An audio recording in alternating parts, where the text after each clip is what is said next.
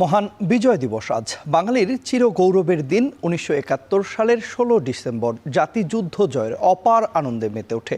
দিনটি উপলক্ষে শহীদদের প্রতি শ্রদ্ধা জানাতে সাভারে জাতীয় স্মৃতিসৌধে ঢল নেমেছে নানা শ্রেণী পেশার মানুষের। এ বিষয়ে বিস্তারিত জানাতে আমাদের সঙ্গে যুক্ত আছেন সহকর্মী সাজিদ আরাফাত এবং সহকর্মী সুলতানা স্বর্ণা। আমরা চলে যাব তাদের কাছে।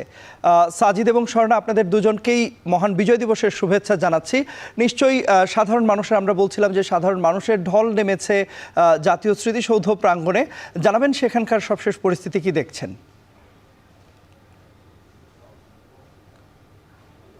তন্ময়, আপনাকে বিজয়ের শুভেচ্ছা দিয়ে আবারও শুরু করতে চাই। আপনি যেটি বলছিলেন যে এখানে মানুষের ঢল নেমেছে, সত্যি এখানে মানুষের ঢল নেমেছে আজকে।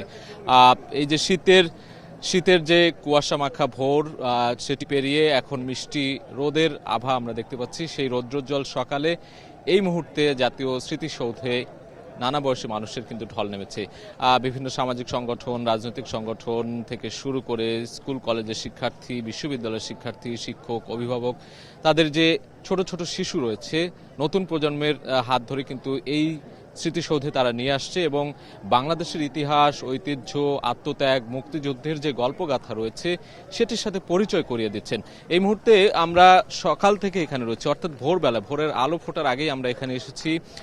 রাষ্ট্রপতি, প্রধান উপদেষ্টা মণ্ডলীর সদস্য, অন্যান্য তিন বাহিনীর প্রধান, সবার ফুল দিয়ে শ্রদ্ধা জানানোর শেষে সর্বস্তরের মানুষের জন্য এই যে দুয়ার স্মৃতিসৌধে সেটি খুলে দেওয়া হয়েছে এবং এই মুহূর্তে এখানে শহীদ বেদি বলি কিংবা পুরো জায়গাটি কিন্তু মানুষে লোকে লোকারণ্য। সবাই ফুল দিয়ে শ্রদ্ধা জানানোর জন্য এখানে আসছেন দল বেঁধে এবং সারিবদ্ধভাবে ফুল দিয়ে শ্রদ্ধা জানানোর পর অন্য একটি পথ দিয়ে কিন্তু বের হয়ে চলে যাচ্ছেন সুশৃঙ্খলভাবে।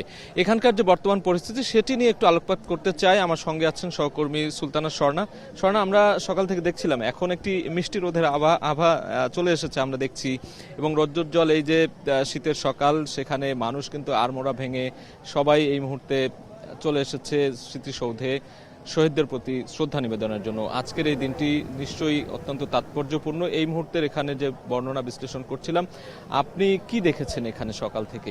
অবশ্যই সাজিদ, যদি বলি সকাল থেকেই কিন্তু আমরা দেখেছি ভোরের আলো ফোটার আগেই দেশের বিভিন্ন প্রান্ত থেকে কিন্তু মানুষ সমবেত হয়েছেন শ্রদ্ধা জ্ঞাপন করার জন্য এবং দুয়ার খুলে দেওয়ার পর আপনি যেমনটি বলছিলেন, রাষ্ট্রপতি এসেছিলেন এবং প্রধান উপদেষ্টা এসেছিলেন, উপদেষ্টা মণ্ডলীকে আমরা দেখেছি এবং তারপর কিন্তু জনসাধারণের স্রোতে আমরা বিভিন্ন ব্যানার ধরে কিন্তু আমরা দেখছি বিভিন্ন বিশ্ববিদ্যালয়ের শিক্ষার্থীরা কিন্তু এখন আসছেন এবং আশা করা হয় কিন্তু তাদের এই যে যাত্রা, সেই যাত্রা কিন্তু তাদের দেশপ্রেমের একটি বহিঃপ্রকাশ এবং দেশকে ভালোবেসেই কিন্তু তারা প্রতি বছরই কিন্তু আমরা দেখি 16 ডিসেম্বরে শিক্ষার্থীদের একটা বড় অংশ কিন্তু সাভারে আসেন এবং দূর দূরান্ত থেকে অনেক, আমরা যেমন ঢাকা বিশ্ববিদ্যালয় দেখেছি, আমরা জাহাঙ্গীরনগর বিশ্ববিদ্যালয় দেখেছি, বিভিন্ন হল থেকে উদ্যোগ নিয়েও কিন্তু অনেকে এসেছেন এবং স্কুলের শিক্ষার্থীদের কিন্তু তাদের শিক্ষকরা নিয়ে আসছেন এবং দেশের ইতিহাস সম্পর্কে পরিচয় করিয়ে দেওয়ার কিন্তু স্কুল থেকেই এই যে চেষ্টাটা, প্রয়াসটা কিন্তু আমরা দেখেছি। শুধুমাত্র গল্প কাহিনী নয়, তারা যেন এই দেশপ্রেমটাকে ধারণ করতে পারে এবং তার পাশাপাশি একজন যোগ্য নাগরিক হিসেবে দাঁড়াতে পারে, তার কিন্তু অন্যতম একটি স্তম্ভ আমি বলবো এই স্মৃতিসৌধে এসে শহীদদের প্রতি, আসলে শহীদদের এই ত্যাগের প্রতি শ্রদ্ধা জ্ঞাপন করাকে।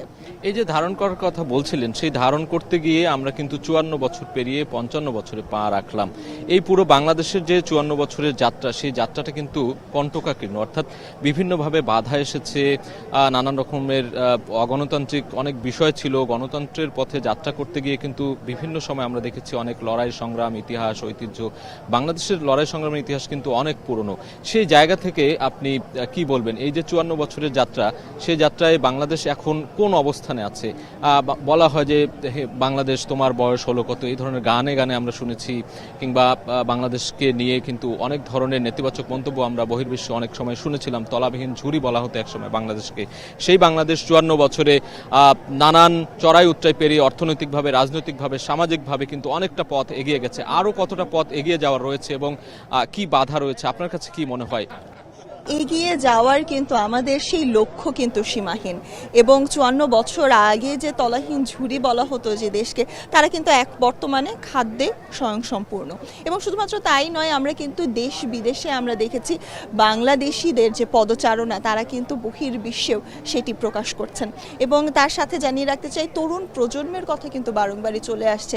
তরুণ প্রজন্মের হাত ধরেই কিন্তু বাংলাদেশ এগিয়ে যাবে এমন একটি, শুধু ৭১-এর যুদ্ধ নয়, তার আগের ইতিহাস নয়। আমরা কিন্তু গত ২৪-এর কথাও যদি বলি, ২৪-এর কিন্তু আমরা দেখেছিলাম বিশাল একটি ঢল নেমেছিল স্মৃতিসৌধে, এবং যে ঢল এসেছিল এবছরও কিন্তু আমরা সেই তারুণ্যের একই ঢল লক্ষ্য করতে পারছি। এবং তার সাথে আসলে বলতে চাই, ইতিহাস নিয়ে আমরা যতই কথা বলি না কেন, ইতিহাসকে যতই বিকৃত করার চেষ্টা হোক না কেন, ইতিহাসকে যতইভাবেই প্রকাশ করার চেষ্টা করা হোক না কেন, সত্যটি কিন্তু সব সময় সামনে চলে ২৪-এর আসে। কথা বলছিলেন, ২৪-এর কথা ধরেই কিন্তু সূত্র ধরে বলতে চাই যে বিজয়ের যে পরম্পরা, সেই পরম্পরায় কিন্তু ২৪ এসেছে। ৭১-এর সেই স্বাধীনতা যুদ্ধ না হলে, আজকের এই বাংলাদেশ না হলে কিন্তু পরবর্তীতে এই ২৪ নিশ্চয়ই হতো না। অর্থাৎ ৭১ আমাদের শেকড়, সেই শেকড়ের জায়গা থেকে যদি বলি, মুক্তিযুদ্ধকে কুক্ষিগত করে রাখার যে অপচেষ্টা করা হয়েছে, একটি পক্ষ মুক্তিযুদ্ধকে তারা একেবারে নিজেদের করে নেয়ার যে অপচেষ্টা বা ক্ষমতার যে বহিঃপ্রকাশ দেখেছি আমরা, সেটির ক্ষোভেই কিন্তু ২৪ এসেছে। এবং এই ২৪-এ আমরা দেখেছি যে তারুণ্যের যে জোয়ার, তারুণ্যের যে নেতৃত্ব কিংবা গণমানুষের যে বিস্ফোরণ, অর্থাৎ ক্ষোভের বহিঃপ্রকাশ যেটি ঘটেছে, তার মধ্য দিয়ে কিন্তু নতুন বাংলাদেশ গড়ার একটা প্রচেষ্টা আমরা দেখছি। সেই বাংলাদেশ গড়তে গিয়ে নানান ধরনের বাধা নিশ্চয়ই আসবে, এখনো আসছে বিভিন্নভাবে। সেগুলো দূর করেই কিন্তু আগামীতে আমাদের যেটি বলা হচ্ছে যে বাংলাদেশ 2.0, অর্থাৎ নতুন করে বাংলাদেশ গড়ার যে প্রচেষ্টা, সেটি কতটা সুগম হবে বলে আপনার মনে হয়? সেক্ষেত্রে আসলে কয়েকটি জিনিস কিন্তু মাথায় রাখতে হবে এবং চোখেও কিন্তু চলে আসছে। এই নির্বাচন আগামী বছর যেটি হচ্ছে, অর্থাৎ বিজয়ের ৫৫তম বছরে যে নির্বাচন রয়েছে, সেই নির্বাচনেও কিন্তু এই জেনজিদের কথা আমরা বলছি, আমরা যে তারুণ্যের কথা বলছি, তাদের একটি ভূমিকা কিন্তু চলে আসছে। এবং আমরা দেশকে যখন এগিয়ে নেওয়ার কথা বলছি, তখন কিন্তু সেই তরুণদের দিকেই আমাদের তাকিয়ে থাকতে হবে। ইতিহাস থেকে তারা যেন শিক্ষা নেয় এবং মুক্তিযুদ্ধকে কুক্ষিগত করার যে কথাটি আপনি যে প্রক্রিয়া, সেটি থেকে, সেই শেকড় থেকে যেন আমরা বেরিয়ে আসি এবং সেই শিকলটা ভেঙে আমরা যেন ইতিহাস ধারণ করে এবং ধারণ করে আমরা এগিয়ে যেতে পারি, এমন ধারণা কিন্তু আমরা ২৪-এও দেখেছি। ২৪-এও কিন্তু বারংবার সেই ৭১-এর স্লোগান ফিরে এসেছে। এবং এই তারুণ্য কিন্তু ৭১-এ আমরা দেখেছি। ৭১-এ মুক্তিযুদ্ধ কিন্তু তারুণ্যের একটা বড় প্রভাব ছিল। তখনকার তরুণ যে কিশোর মুক্তিযোদ্ধারা ছিল, তারা কিন্তু জীবনের মায়া ত্যাগ করে এই লড়াইয়ে নেমেছিল, বিভিন্নভাবে যুদ্ধ করেছিল। ঢাকায়, ঢাকার বাইরে, সারা বাংলাদেশে আমরা দেখেছি গেরিলা যুদ্ধ হয়েছিল। বিভিন্ন কৌশল অবলম্বন করে পশ্চিম পাকিস্তানিদের কিন্তু তারা পরাস্ত করতে সক্ষম হয়েছিল। সেই তারুণ্য ও ২৪-এও কিন্তু সেই তারুণ্যের বিজয় আমরা দেখলাম। এই তারুণ্যের উপরে ভর করে আগামী দিনে বাংলাদেশ এগিয়ে যাবে, সুখী সমৃদ্ধ একটা দেশ হিসেবে গড়ে উঠবে বলে আমরা ধারণা করি। এখানকার যারা আপামর জনগণ আছেন, তারাও ধারণা করে। আমরা নিশ্চয়ই আসবো আবার পরবর্তী ঘন্টায় আরও অনেক বিষয় নিয়ে গল্প করব আমরা। মুক্তিযুদ্ধের ইতিহাস, ঐতিহ্য, এই যে মুক্তিযুদ্ধের ৭১-এর পরম্পরায় ২৪-এর যে আন্দোলন হলো, সেই ২৪-এর আন্দোলনকে কেন্দ্র করে তারুণ্যের যে যাত্রা, তারুণ্যের যে নেতৃত্ব, সেই নেতৃত্বের ধারায় বাংলাদেশ আবারও সুগম হবে বাংলাদেশের পথ চলা। সেই পথ চলায় কিন্তু সবাই